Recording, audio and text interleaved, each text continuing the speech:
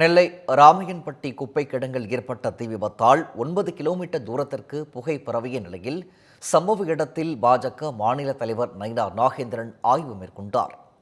திருநெல்வேலி மாவட்டம் ராமையன்பட்டியில் சுமார் 100 ஏக்கர் பரப்பளவில் மாநகராட்சி குப்பை கிடங்கு உள்ளது.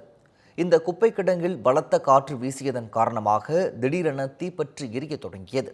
கட்டுக்கடங்காமல் குப்பை கிடங்கில் எரிந்து வரும் தீயை அணைக்க முடியாமல் தீயணைப்பு வீரர்கள் திணறி வருவதால் அப்பகுதியில் உள்ள சாலைகளை பயன்படுத்த தடை விதிக்கப்பட்டுள்ளது.